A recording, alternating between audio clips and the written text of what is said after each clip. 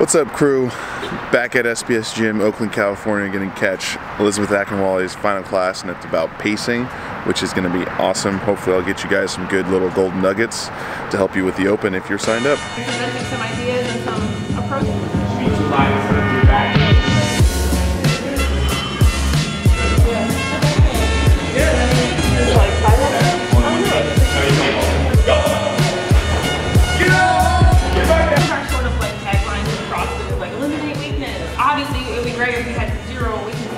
Sometimes if you're really hyper-focused on what you're calling a weakness, you start to feel like you're not good at anything.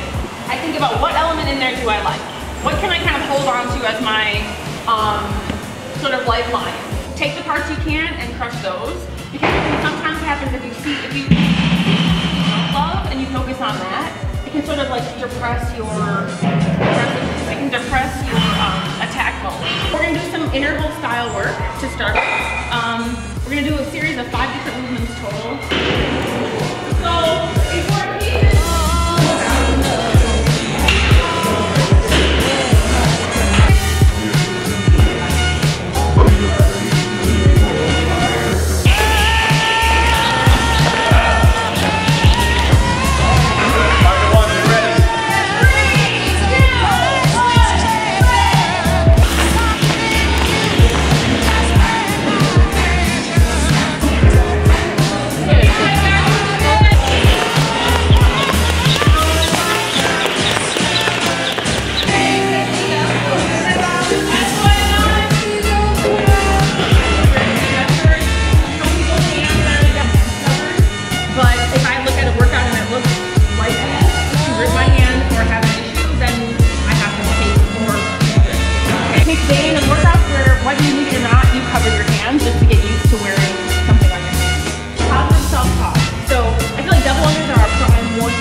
And sort of see that reaction.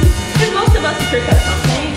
So there's a difference between, tripping, you catch your foot, reset, and keep going like nothing happened. Or like, okay, I'm all off. You need that thing to your paper, you're around. I think you should go all out for the first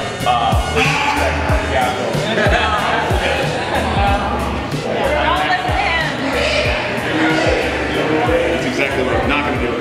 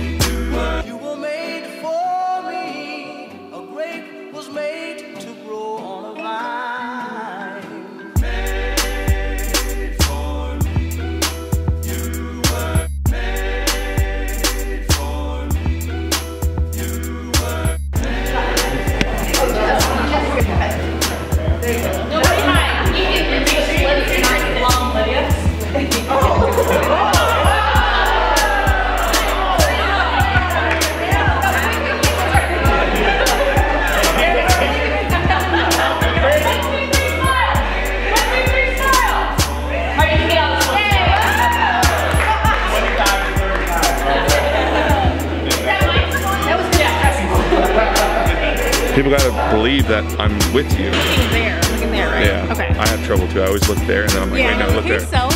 What's up, crew? Here's a tip I have for you for the Open, and it is to be mentally prepared. So what that means is I want you to visualize the workout before you do it. I want you to think through what your affirmative cues are going to be that you're giving yourself for each of the movements that you're performing. And then I want you to make sure you're giving yourself positive talk throughout the work. So we always want to be thinking positively. Like I just said, I suck at positive talk. I think I've even said it on here, like I don't even talk to myself in the workouts, which is probably a problem, but like you just said, it's probably better than saying, ah, crap, that sucked. Right, for sure. You don't want to be kind of downgrading yourself, so definitely want to have cues that are going to be helpful for what you do want to do as opposed to what you don't want to do. So don't tell yourself, you know, don't do this. Say, I want to do XYZ when I execute the movements, and then you're more likely to perform it that way. Sweet. That's for you. Now do it. I don't know. All right.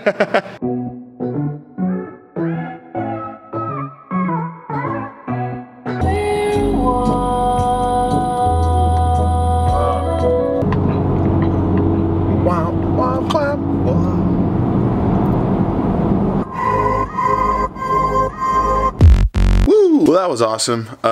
It is now the end of the day, and Sarah's finishing up cooking dinner. I just finally finished editing vlog number 121. I think it's, I don't even have my phone with me. I think it's like 7:30. Oh, it took me forever, but I'm so excited about that video. So I hope you guys enjoyed it. If you did, please, please, please share it. Today was really cool. Yesterday was awesome. Obviously you can tell by how that video came out, like there's so many cool elements to it, like video shoot at a music studio, video shoot at SPS, a bunch of strong women just putting up some crazy weights. But today we ran up and we did the workout with Elisabeth Akinwale. She talked about pacing. She even gave a little something for you guys to take into consideration as you possibly go into the Open or any competition for that matter. But I wanted to talk about one of the main takeaways that I got from that I'm not sure if will end up in the video. It depends on how the microphone performs. Someone had asked, how many times a day should I train? And another person was asking about programming. And this is that really interesting topic that gets people like really stressed out, and it's gotten me stressed out before. Like I've followed Invictus, I've followed Outlaw, I've done Comp Train, and currently I'm doing Hyperfit, Comp Train, Misfit, and my own thing here and there. And one of their answers to that, and it had to do with recovery as well, was listen to your body. Don't worry about what everyone else is doing. Don't worry about what Froning is doing. Of course, what's Rich doing, with Jason Khalipa wrote on his wall, is not necessarily the programming. It's, is he resting or is he working? Putting in the work definitely gets you places. But I've seen a friend of mine did nothing but 1 hour gym classes and he nearly qualified for regionals. So really what it comes down to is what you're doing for yourself. And to bring it back to the point, all these programs, I've been asked a few times, what program should I follow? They just asked Elisabeth Akinwale and her coach, what program should I follow? And really what it comes down to is any program is going to make you better as long as you stick to it. But at the end of the day, you need to listen to your body. And training 3 times a day is quite the commitment, and it requires recovery on the side. I feel like I'm not really making a good point here. I thought I had something to talk about, but I'm losing sight of what that is. Try not to pay close attention to what the top athletes are doing. Make sure you pay close attention to what you're doing. One of the good examples here is Comp Train actually offers open programming, regional programming, and games programming. For those that have never made it to regionals, should be focused on just the open prep, because this is going to focus on the conditioning and things that you will see in the open, and is not going to bombard you with stuff that you should not worry about unless you qualify for regionals. And this is advice that I heard even for YouTubing. I just recently started following somebody, I'm blanking on the name, I'll put their channel right here. He was discussing the idea of not looking at the top vloggers and trying to copy what they're doing, thinking that that's going to make you successful, because really what you want to do is go back to the first several videos that they made and see what they did to grow their channel. because what they're doing now is not what they were doing before. What they're doing now is what they can do because they can afford to, or they've grown the capabilities to do so.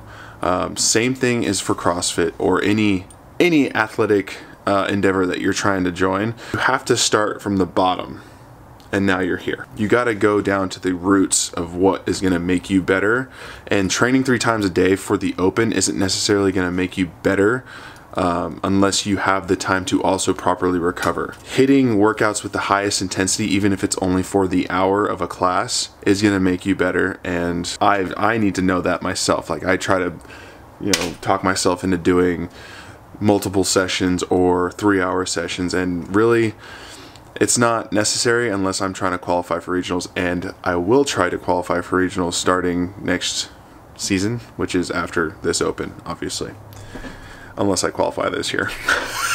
That's today's video. I hope you enjoyed it. I really don't know if what I just did made any sense, or if I'm even going to be able to edit into making it sense. If you're new, subscribe. If you're not new, hit that like button. Share this video. Share yesterday's video, because that video I'm so stoked about. I'm literally going to try to push it everywhere I can to get that thing to blow up a little bit. And if you'd like to file a complaint or send some positive vibes, leave a comment. I'm definitely going to change that soon because it's getting old. But until tomorrow, I'll see you later, crew.